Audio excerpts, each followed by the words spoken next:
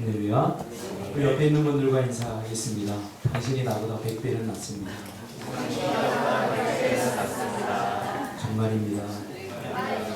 믿어주세요. 내가 너보다 나아. 이런 생각을 갖는 게 교만이죠. 성경 그렇게 말하고 있습니다. 불행의 시초. 당신이 나보다 훨씬 낫습니다. 오늘 빌립보서 2장 3절 말씀 중심에서 허세 부리지 말고 진짜 실력을 키우라. 허세 부리지 말고 진짜 실력을 키우라. 라는 제목으로 하나님 말씀 증거하겠습니다. 우리가 방금 읽은 이 빌립보서는 사도 바울이 쓴 서신서 중에 옥중 서신입니다. 감옥에서 쓴 편지라는 말이죠. 그러면 왜 사도 바울이 감옥에 갇히게 되었고 또 감옥에 갇혀서 굳이 빌립보 성도들에게 이 편지를 보내야만 했는가? 그 이유가 무엇인가? 그리고 이 편지의 핵심 내용, 4장밖에 안 되는 짧은 장이지만 이 편지의 핵심 내용이 무엇일까? 오늘 이 3가지를 살펴봄으로써 하나님께서 우리에게 들려주시기를 원하는 음성을 듣기를 원합니다. 먼저 빌립보서기 때문에 이 빌립보 교회가 세워진 배경에 대해서 살펴보는 것이 이 전체를 이해하는데 도움이 되기에 배경을 먼저 살펴보면 사도행전 16장에 보면 사도 바울이 전도의 루트를 전도 계획을 아시아 쪽으로 잡습니다. 그래서 아시아 쪽을 전도하고 그 다음에 유럽 쪽으로 가기로 그렇게 계획을 세웠던 것 같습니다. 그래서 아시아 쪽으로 전도의 방향을 잡았는데 성령께서 밤에 환상 중에 마케도니아 사람의 환상을 통해서 건너와서 우리를 도우라 하는 환상을 보게 됩니다. 이 사인을 받고 이것이 하나님의 뜻이다 하고 생각해서 유럽 쪽으로 전도의 방향을 선회하게 됩니다. 그리고 신라를 데리고 첫 번째 유럽의 첫 번째 도시, 첫 번째 성, 그것이 바로 빌립보 성입니다. 저도 성지순례 하면서 이 빌립보 성, 그리고 빌립보에 이렇게 가보았습니다. 지금은 그리스 지역인데 유럽과 또 아시아의 접경 지역입니다. 이 그리스가. 그리고 그곳에 갔다가 이제 기도하러 이제 강가에 갔다가 성경에 나왔는데 제가 그 장소를 지금 한 2000년이 지난 후에 가보니까 조그만 냇가에 빨래터 같이 돼 있는 그런 냇가더라고요. 그곳에 기도하러 갔다가 누구를 만납니까? 그곳에서 자색 옷감 장사 바로 루디아를 만나는 겁니다. 그곳에서 그곳에 가서도 이제 복음을 사도 바울이 전하게 되죠. 근데 그 복음을 듣던 루디아를 비롯해서 그 여인들이 사도 바울이 전한 복음을 받아들이게 됩니다. 그리고 그때 복음을 받아들였던 그 사람들이 빌립보 교회의 주축을 이루게 됩니다. 또 한 부류가 있는데 이 부류는 그 다음 스토리가 나오는데 그 다음은 어떤 스토리냐면 이 빌립보 성에서 일어난 일입니다. 전도를 하면서 계속 다니는데 귀신 들린 불쌍한 소녀가 바울과 실라를 따라다니면서 이렇게 외치는 거예요. 이 사람들은 지극히 높은 하나님의 종으로서 구원의 길을 너에게 전한다 라고 소리칩니다. 바울과 실라가 복음을 전하는 곳마다 따라다니면서 이 귀신 들린 아이가 이들은 지극히 높은 하나님의 종으로서 구원의 길을 너에게 전하는 자다라고 소리치면서 방해를 하는 거죠, 사실. 그렇죠? 복음을 전하지 못하게. 모든 그 시선을 자신에게 이렇게 빼앗도록 그렇게 합니다. 그런데 더 안타까운 것은 이 아이가 귀신이 들렸는데 귀신이 들렸다는 건 뭐냐면 귀신이 내 모든 의지나 내 생각이나 이런 것들 다 지배한다는 거죠. 그렇죠? 그래서 그것을 이용해서 점을 쳐서 귀신의 정체는 사탄이죠. 점을 쳐서 벌어먹고 사는 사람들이 있었어요. 이 여자아이를. 그러니까 이용하는 거죠. 귀신 들리는 것도 참 안타까운데 그 다른 사람의 고통과 아픔을 이용해서 자신의 먹고 살 길을 지금 하고 있는 거죠. 그런데 사도 바울과 또 신라가 그것을 보고 안타깝게 여기는 거죠. 그렇죠? 제자로서 부름을 받을 때 제자들은 귀신을 내어 쫓는 그런 권세, 예수님께 부여받았죠. 그래서 귀신을 내어 쫓게 됩니다. 귀신을 내어 쫓아줍니다. 그런데 이거 분명히 좋은 일인데 큰 일이 발생합니다. 왜냐하면 귀신이 떠나가 버리니까 점을 칠 수 없게 되니까 그를 사고 고용했던 사람들이 피해를 보게 됩니다. 물질적인. 그래서 사도 바울이 고소를 당하게 됩니다.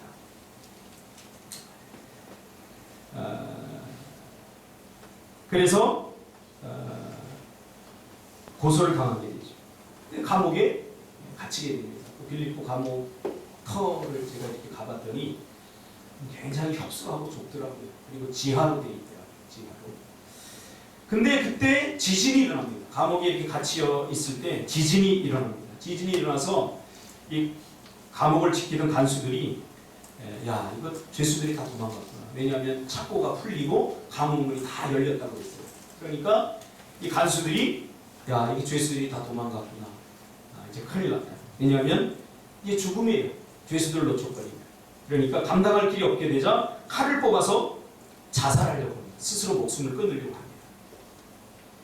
왜냐하면 그때 당시에 이렇게 그 배경을 이렇게 살펴보면 간수가 죄수를 놓아주거나 놓치면 그 죄수가 만약에 10년형을 산다.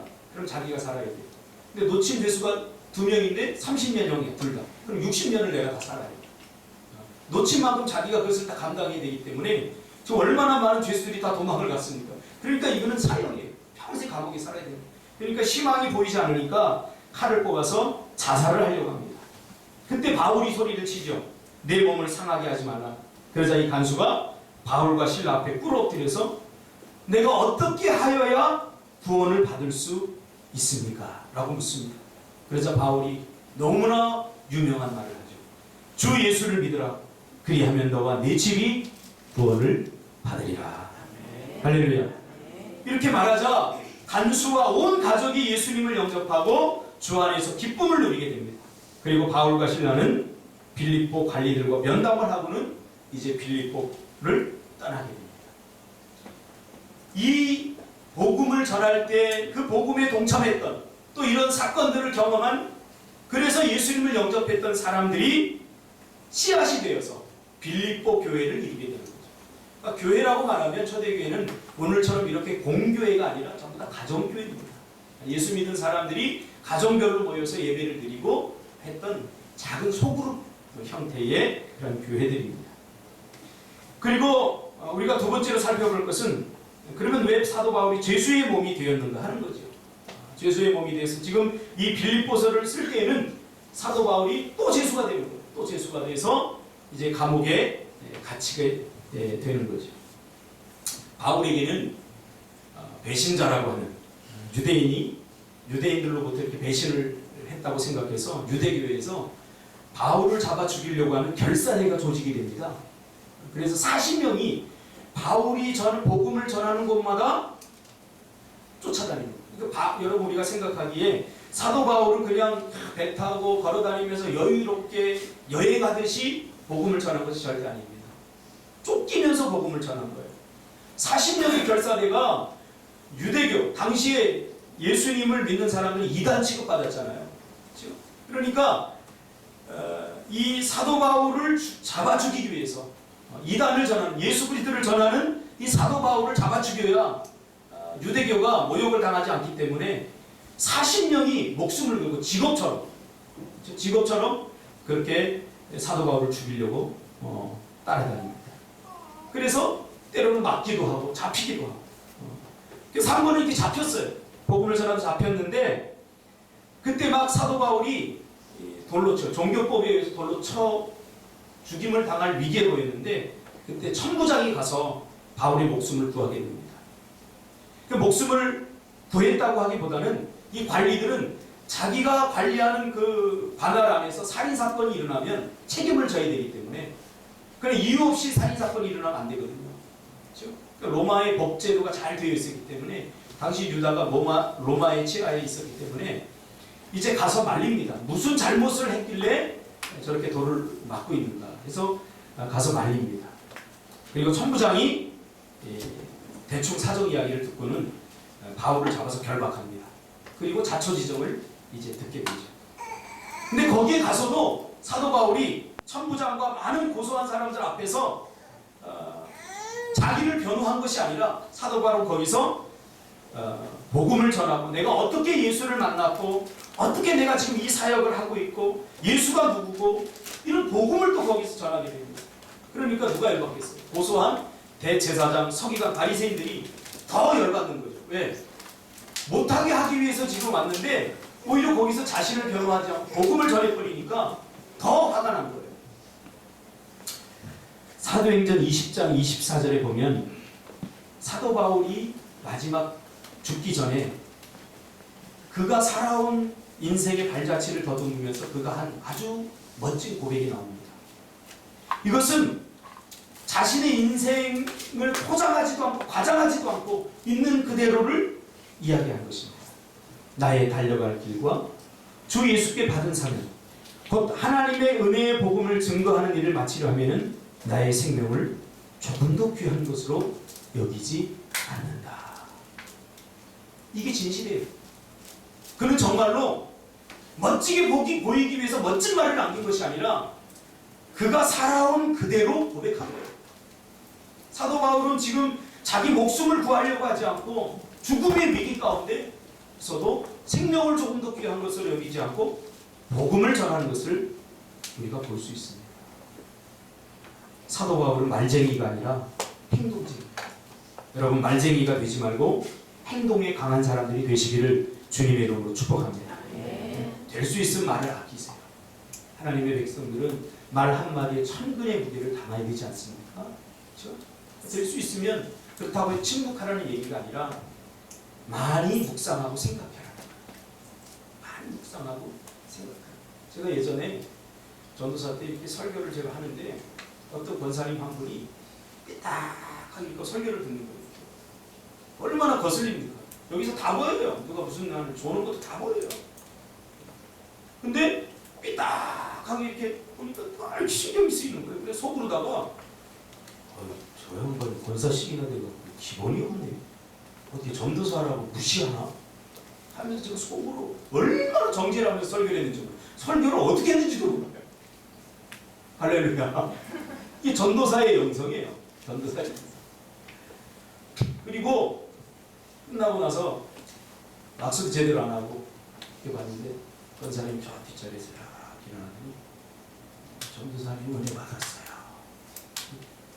은혜는커녕 말씀이나 잘 듣지 막 속으로 막 분노가 생겨갖고 근데 보니까 허리에 디스크 수술을 해가지고 병원에서는 당분간 움직이면 안 된다고 예배에 나온 거예요.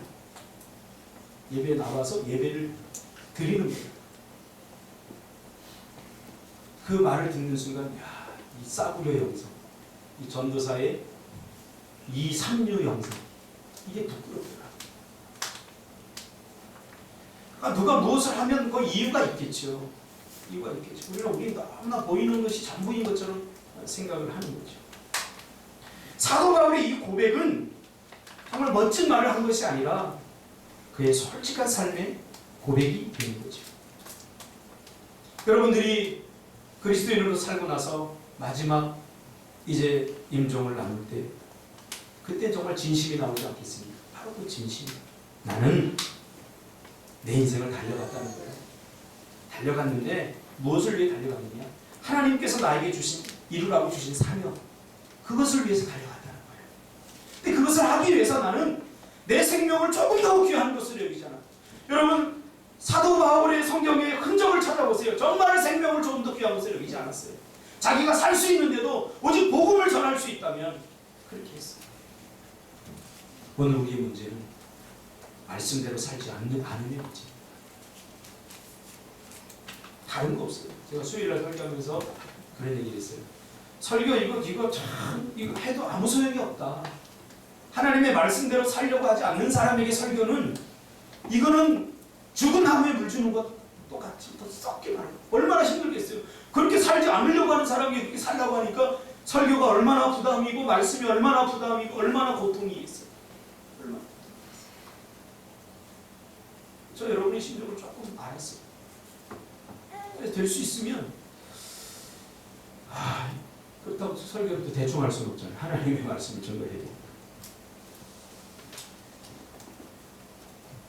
근데 천부장이 그 상황에 재판을 하다가 군중, 성난 군중들, 이 대사장 이런 사람들은 이 군중들을 막 동요하는 거죠. 야, 저는 죽여야 돼. 막 이렇게 하니까 군중들이 막 민심이 일어날 지게 이러니까 이 천부장은 정치인이기 때문에 자기 지역에서 이 소요가 일어나면 정치적으로 이게 좀 약점이 될 것 같으니까 그 민심을 달래기 위해서 죄 없는 사도 바울을 가죽줄에 매어서 심하게 때립니다. 거의 죽기 직전까지 때려요.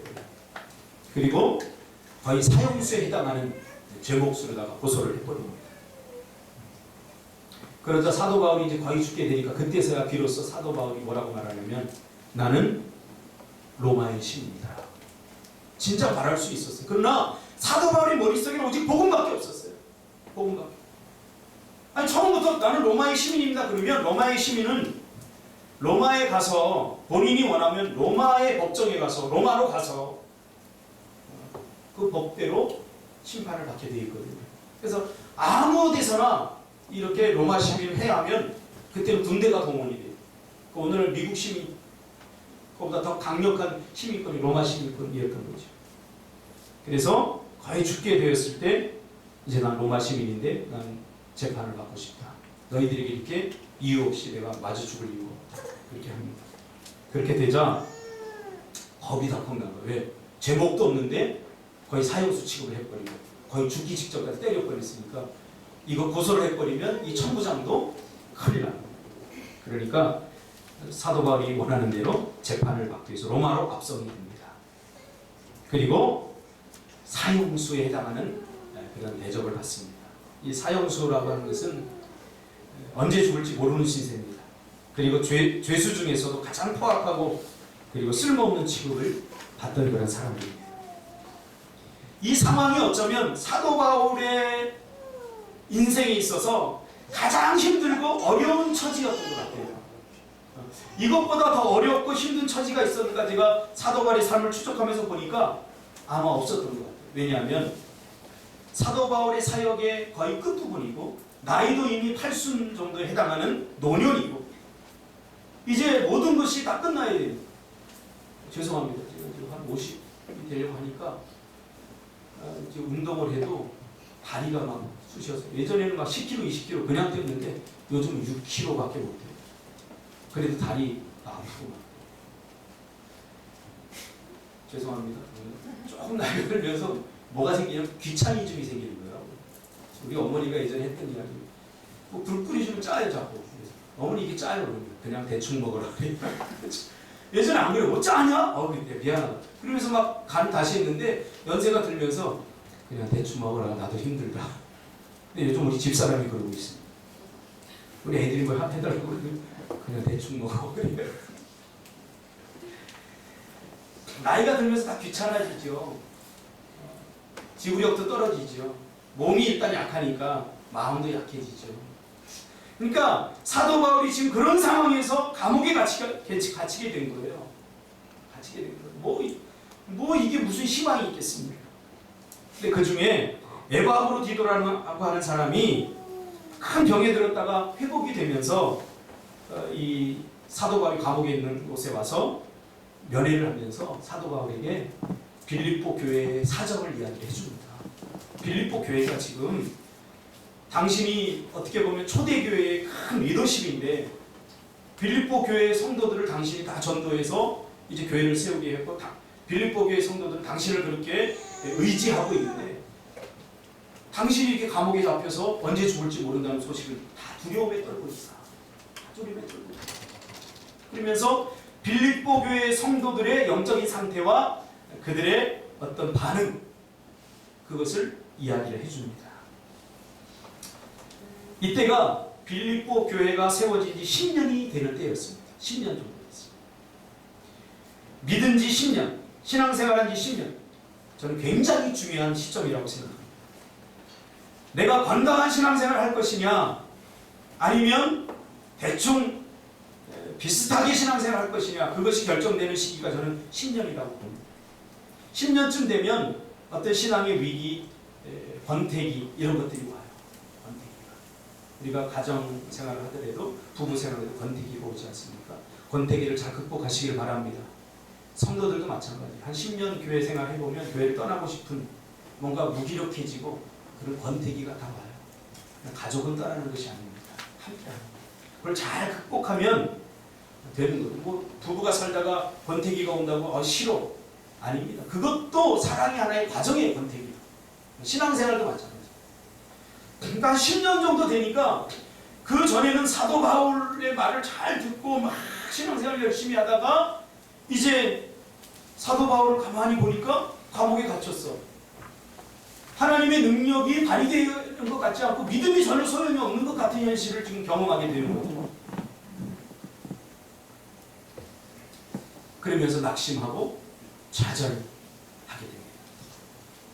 그러니까 바울의 관심은 어디에 있었냐면 자신이 전도에서 복음을 경험한 성도들이 복음과 함께 어떻게 살고 있는지, 삶의 어려움과 문제가 올 때 그것을 어떻게 해석하고 믿음으로 극복해 나가는지 굉장히 궁금하고 기대했던 거죠.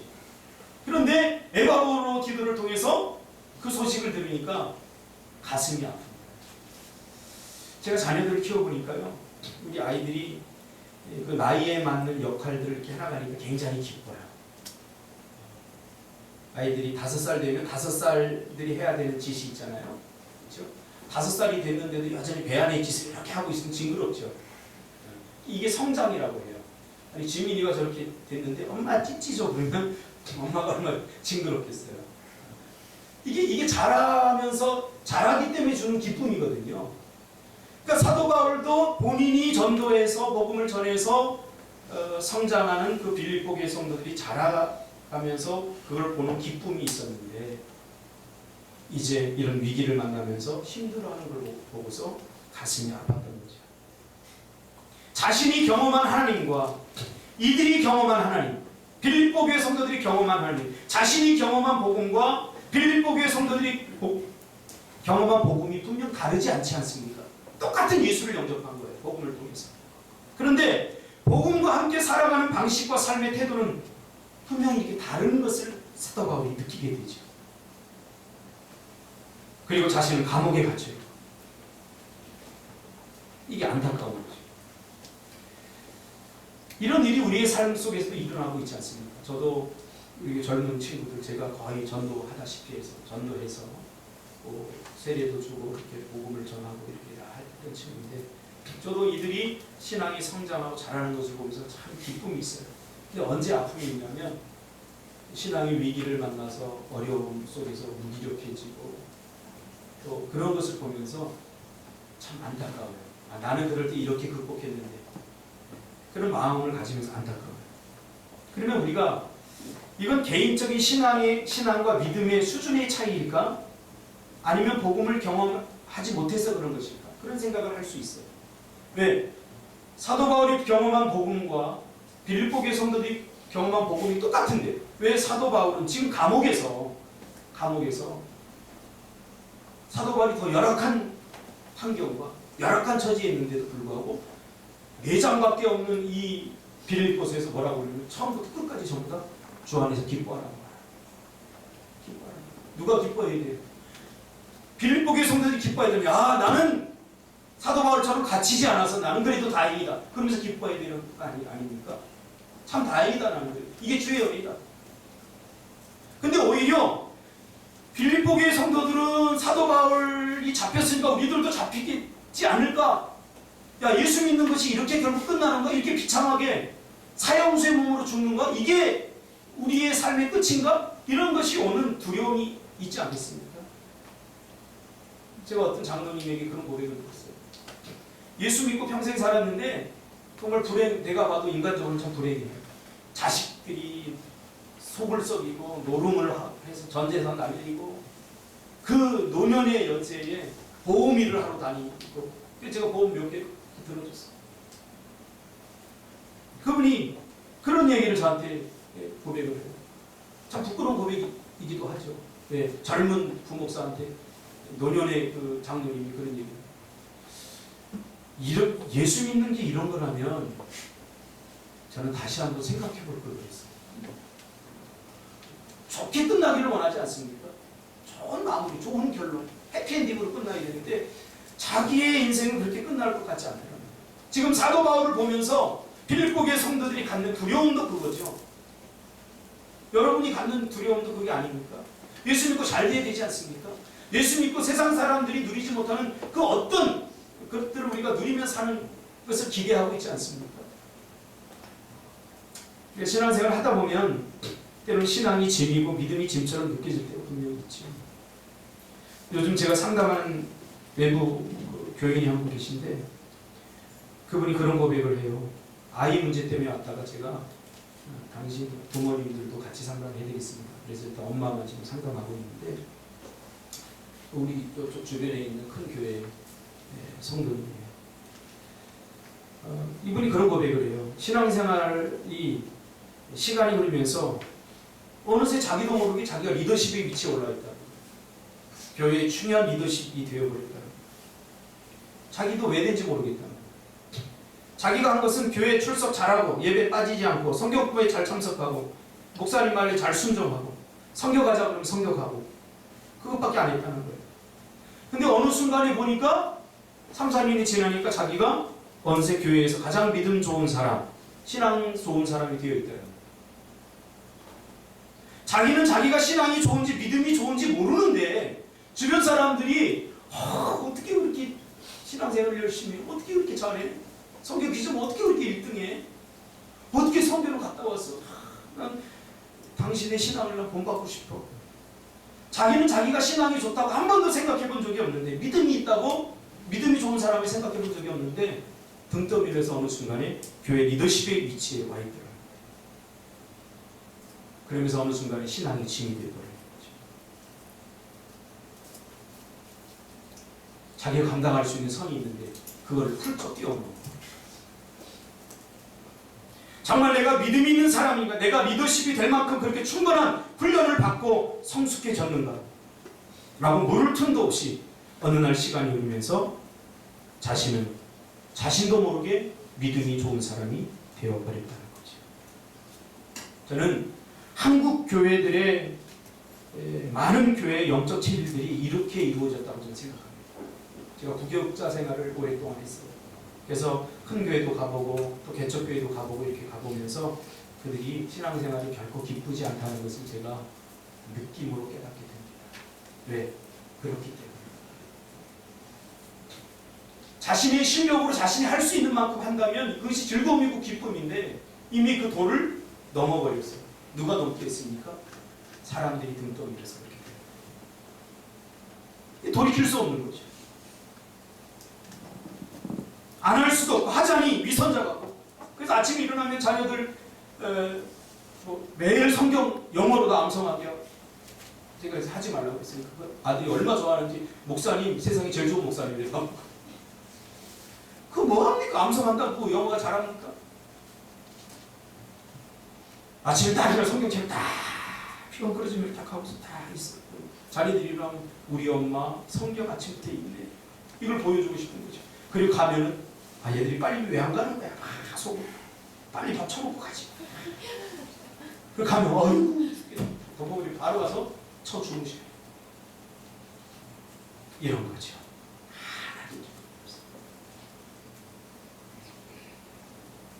이제는 그만두자니 너무 먼 길로 가버리고. 그래서 제가 상담을 하니까 제가 상담자로서는 굉장히 잘해줘요. 다 받아줘. 그러니까 이분이 살짝 저 꿈틀교회 다니면 안 되겠습니까?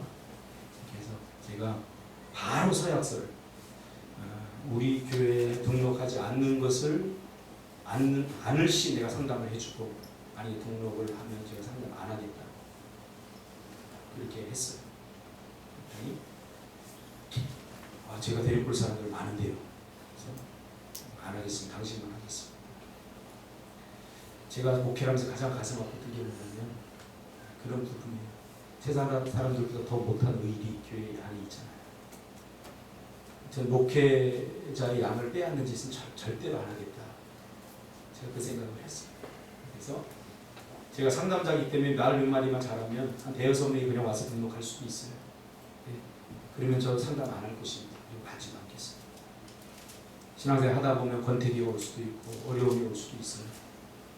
목사님에 대해 자꾸 좀 헐뜯는 게 아니라 피 목사님 성경 공부 그래서 제가 얘기했어요. 나를 잘 몰라서 그렇지 나를 알면 아마 우리 교회 등록 안 한다고 할 거예요. 내가 보니까 나보다 그 목사님 훨씬 나아요. 이 설교가 녹음이 되고 그분도 우리 교회 홈페이지를 알기 때문에 제가 거짓말 안 해요. 그분이 다 들을 거죠. 설교 한번 들어줘요.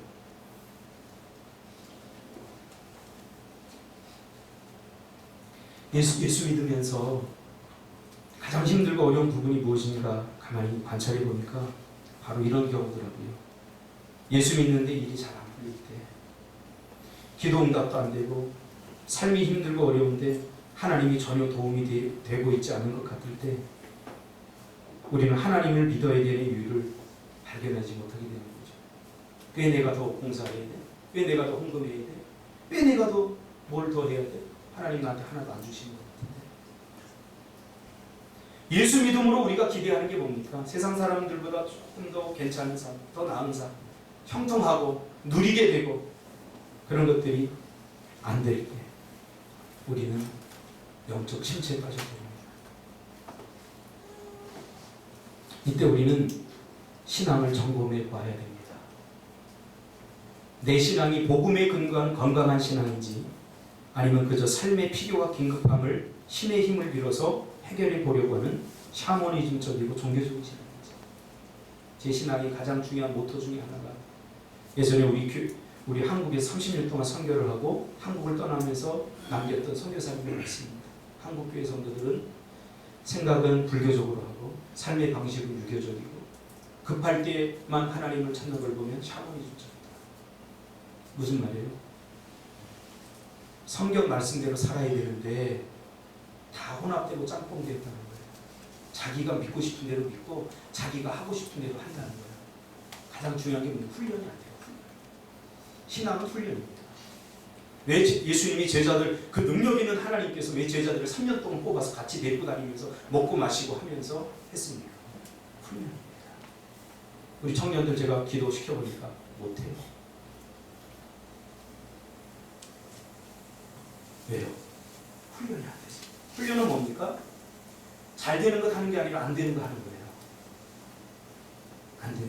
근데 잘 되는 것만 자꾸 하려고 해요. 하고 싶은 것만 하려고 해요. 그러니까 성장이 안 되는 거예요. 교육에 있어서 가장 중요한 게 뭐냐면 일관성인데, 우리 선생님 앞에 죄송합니다.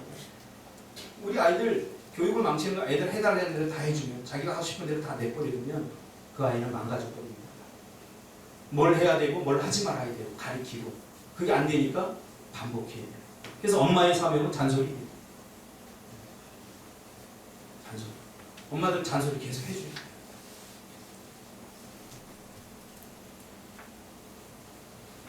성경에 보니까 요한 1서 4장 4절에는 분명히 하나님의 백성들이 세상을 이기는 믿음을 가졌기에 세상을 넉넉히 이긴다고 말했습니다.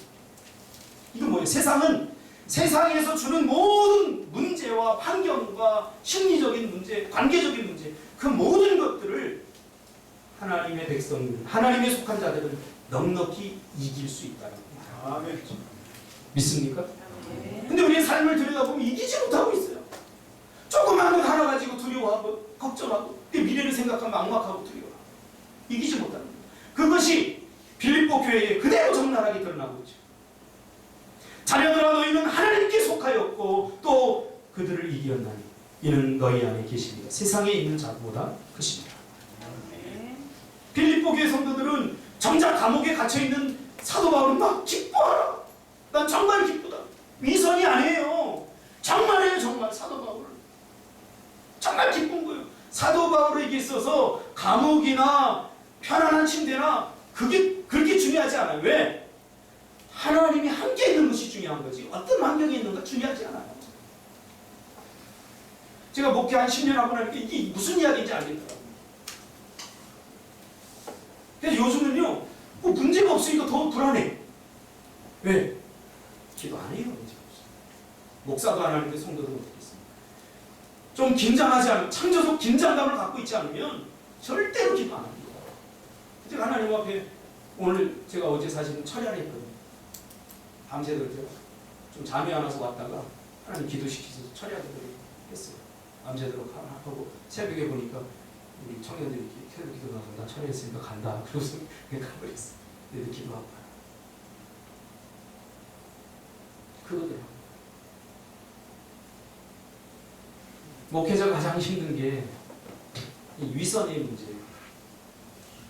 내가 행복하지 않으면서 성도들이 행복하기를 바란다는 것은 이건 있을 수도 없는 거예요. 초대교회 전도법은 뭐냐면 예수 믿으세요. 예수 믿으면 복 받아요. 예수 믿으면 잘 돼요. 이렇게 말로 하는 전도가 아니라 초대교회 전도법은 잘 들으세요. 성도들이 철저하게 말씀대로 살고 말씀대로 삶으로 하나님이 주시는 세상에서 얻을 수 없는 하나님이 주시는 위로부터 오는 평안과 기쁨과 행복을 가지고 살았다는 거예요. 이게 전도법이에요. 그러니까 사람들이 보고서 예수 믿는 사람은 뭔가 달라. 걔네들은 이런 상황에서 좌절하고 넘어지고 쓰러져야 되는데 오히려 웃어. 사도 바울도 감옥에 들어가면 야 이거 어떡하지 나 죽지 않을까? 보통 세상 사람들은 막 그러는데 살려고 발버둥 치고 막 그러는데 사도 바울 오히려 거기서 찬양을 부르고 오히려 막 행복해 한단 말이에요.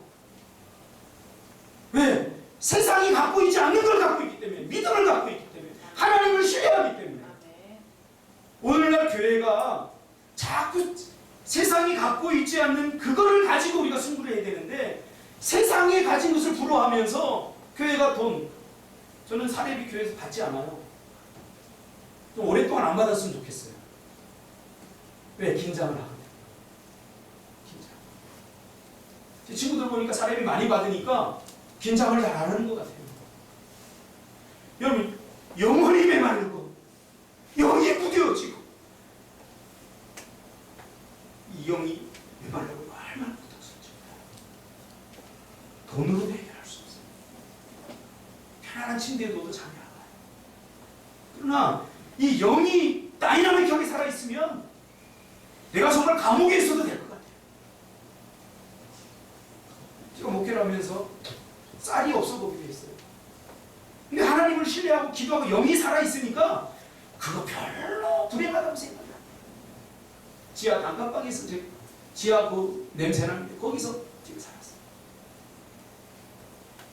겨울이면 상지집사가 하잖아요. 겨울이면 파카, 오리털 파카를 입지 않고 견딜 수 없는 상가, 칸막이를 하는데 우리 예원이 셋째를 낳고 와서 보니까 누워놨는데 코가 싹 빨개졌어요. 추워가지고. 그걸 난 불행이라고 단 한 번도 생각해 본 적이 없어요. 영이 살아있으니까. 야, 이게 목회의 기쁨이고 즐거움이고 이게 인생 사는 맛이야. 근데 요즘 조금 괜찮아지니까 불평이 많아지고 불만이 많아지면 삶의 만족도가 많이 떨어졌어요.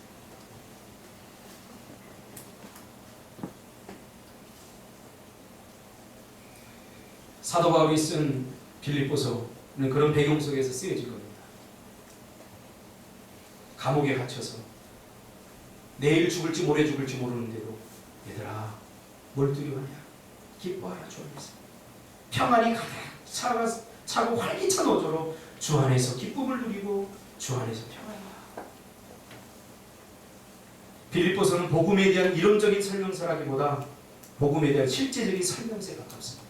무슨 말이냐면 쉽게 말하면 이렇게 하면 됩니다가 아니라 내가 살아보니까 내가 이렇게 해보니까 이렇더라 하고 지금 사도 바울이 얘기해 주고 있는 거죠. 여러분 오늘 본문에 가장 중요한 단어가 나오는데 오늘 설교를 마무리 못할 것 같아서 이 하나만 하고 마치려고 합니다. 나머지 다음 주에 오늘 본문에 보면 다툼이나 허영으로 하지 마라. 제가 이번 주에 성경 빌립보서 읽으면서 이 허영이란 말이 하나님 저희 가슴에 확 찔러왔어요. 빌립보 교회 성도들의 영적 진단을 하는데 사도 바울이 왜 허영이라는 단어를 썼을까? 성경의 단어 하나하나는 하나님의 마음이기 때문에 단어 하나하나를 그냥 넘어가면 안 됩니다. 하나님이 이 허영이라는 말을 가슴에 확 주셨어요. 허영이란 말이 뭔가 찾아보니까 우리나라 말로 쉽게 표현하면 허세란 말이에요. 너희들 지금 허세 떨지 마라. 허세가 뭐예요? 실제는 아니면서 그럴듯하게 자신을 꾸미는 거잖아요. 그러니까 사도 바울이 뭐라고 하면 진짜가 돼. 진짜는 다 견딘다는 거예요. 저희 어머니가 어릴 적부터 저에게 한 얘기가 있어요. 저 어릴 적 시골에 살았기 때문에 수돗물이 없어서 물찌개를 치고 날랐거든요. 저희가 이남이녀이기 때문에 단거를 정해요. 첫 월요일은 큰 누님, 화요일은 둘째 누님, 수요일은 교회가 되니까 쉬고, 목요일은 형님, 금요일은 나. 이렇게 돼요. 근데 제가 그거를 어린 나이에 기쁘게 따라갔겠습니까? 그때마다 어머니가 저한테 항상 영서가 기쁘게 해. 이 물 기르다가 너도 먹고 우리 모두 다 먹잖아. 기쁘게 해. 그럼 제가 그러죠. 엄마 어떻게 알았어? 내가 하기 싫은 거? 다 느껴져요. 그래서 억지로 하는 거는 다 느껴져요. 진짜예요. 공부도 마찬가지예요. 신앙생활도 마찬가지예요. 하는 척 하지 말고 진짜예요. 제가 와서 두레방 내려가고 이렇게 하는데 막 하는 척 하는 게 보여요. 무거우니까 저는 물을 이만큼 길지 않고 두레방이 이만큼. 그 얼마나 오래 걸려. 그러니까 더 힘든 거예요. 몇 번. 차라리 많이 길어갖고 몇 번 넣으면 되는데 하기 싫으니까 어떻게 하면 이렇게 빼질빼질 하려고 물도 이만큼 떠가지고 거의 반은 다 나갔다니 어쩔 수 없어 빼질빼질하고 하니까 얼마나 힘들지. 하려면 진짜로 해라. 하려면 진짜로 해라. 진짜. 공부도 어쩔 수 없이 하면 그것보다 더 큰 고통이 없어요. 진짜로 하세요. 신앙생활도 진짜로 하세요. 하는 척 하지 말아요. 수영장에 수영복 들고 한다고 다 수영하는 거 아니지 않습니까? 수영복 들고 물에 들어가서 해봐야 그 느낌을 알 수 있는 거죠. 신앙생활도 마찬가지입니다. 사도 바울은 진짜 해봤어요. 말씀대로 살아보니까 생각했던 것보다 그렇게 두려움이나 망할 일이 안 생기더라고요. 오히려 큰 비밀을 깨달은 거예요. 사도 바울이 빌립보 에베소서에 계속 고백하죠. 내가 빈부에 처하나 내가 어디에 처하든지 내가 말씀대로 살아보니까 그거 별로 중요하지 않더라. 하나님이 나와 함께 하시면 돈이 있거나 없거나 별로 중요하지 않더라. 사도 바울이 얼마나 많이 배웠습니까? 근데 그거 별로 중요하지 않더라. 그렇게 말하는 거예요. 말씀대로 살지 않을 때는 다 두려움 가득 찬 거예요. 이렇게 하면 안 될 것 같고 저렇게 하면 안 될 것 같고. 사도 바울이 살아보니까 그렇더라. 하고 빌립보서에 지금 자기의 스토리를 이야기하고 있어요. 어제 저는 굉장히 은혜 받았어요. 청년들 예배 때 한 청년이 이거 정말 위대한 고백이라고 저는 생각해요. 제가 신앙에 침체가 오고 힘든 분 저를 좀 도와주세요 하고 고백을 하는데 제가 속으로 많이 울었어요. 왜? 그냥 침체가 오고 기도하고 싶지 않고 막 이 가운데 교회를 떠날 수도 있어요. 아무것도 하고 싶지 않은데 뭘 하겠어? 예배도 빠지고 어떻게든 여기 피하고 저기 피하고 나 너무 힘들다. 여러분이 나를 좀 도와달라. 이게 용기입니다. 이건 허세가 아닙니다. 자기의 실력을 과대 포장해서 믿음이 없는데 있는 척 하지 말아요.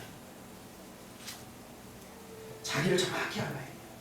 그리고 거기서부터 시작하는 게 중요해요. 제가 우리 교회 오면 외부에서 아무리 좋은 중요한 직책을 맡아도 일을 안 시켜요. 왜? 무시해서 그런 게 절대 아닙니다. 우리 교회 분위기를 먼저 알고 신앙생활 잘할 수 누구보다도 목사가 오면 잘하기를 원하는 거죠. 우리 안에 있는 허세가 있습니다. 그 허세의 실체에 대해서 다음 주에 설교를 계속 마무리하도록 하겠습니다. 기도합니다. 주님 고맙습니다.